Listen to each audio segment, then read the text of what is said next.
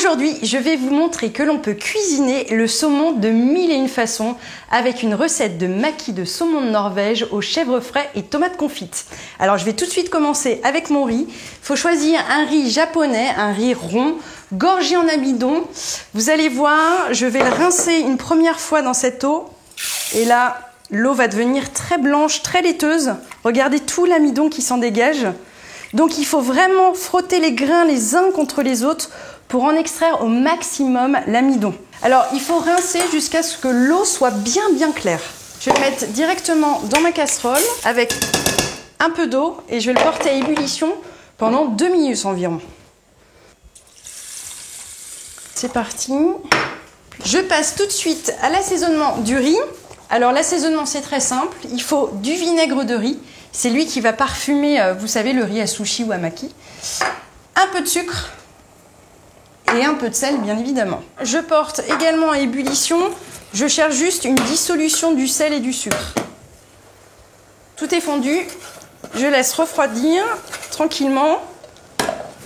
Et mon riz, où en est-il? C'est bon. Alors là, je couvre. Je laisse pendant 15 minutes.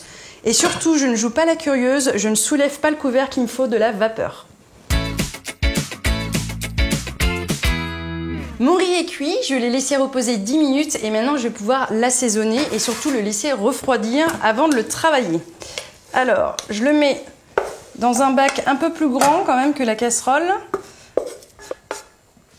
Et mon assaisonnement, donc n'oubliez pas, vinaigre, sucre et sel, que je vais répartir un peu sur toute la surface. Ça va lui donner en plus une belle couleur brillante. Je le remue doucement pour éviter d'écraser les grains et d'en faire une purée. Je vais tout de suite passer à la garniture. Donc j'ai choisi un saumon qui provient des eaux très froides des fjords de Norvège, où un système de traçabilité a d'ailleurs été mis en place pour garantir une fraîcheur absolue. Surtout, ne lésinez pas sur la fraîcheur et la qualité de votre poisson, parce qu'on va le manger cru. Alors là, je vais faire des bandes dans le sens de la longueur. Je vais le retailler dans le sens de l'épaisseur, comme ceci. Et je vais également faire des lanières de tomates confites. Allez, je passe à la dernière étape, comment rouler un maki. Eh bien, c'est très simple, il suffit de se munir d'une petite natte en bambou, comme celle-ci, sur laquelle j'ai mis un film alimentaire. Pourquoi? Pour éviter que les grains ne se coincent entre les petites tiges de bambou. Donc, pour faire mon maki, il me faut une feuille d'algue, une feuille de nori. Il faut surtout prendre les feuilles très vertes, vert foncé. C'est un gage de qualité. Je vais la plier en deux.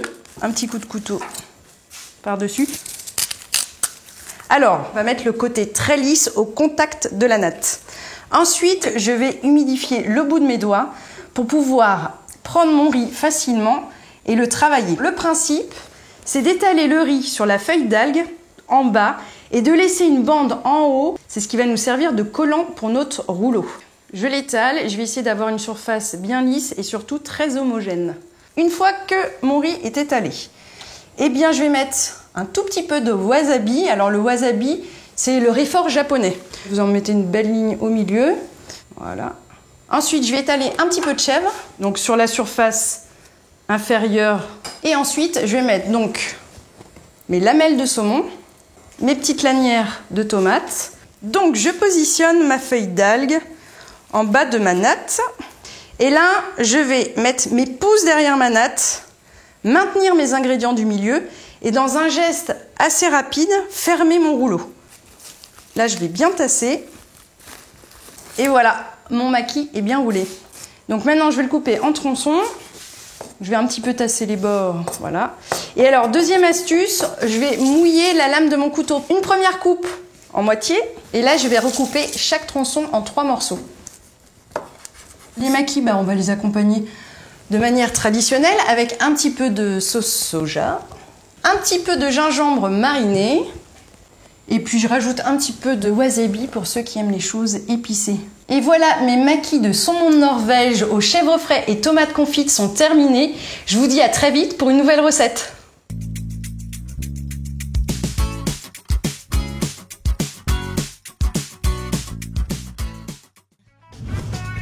Auchan.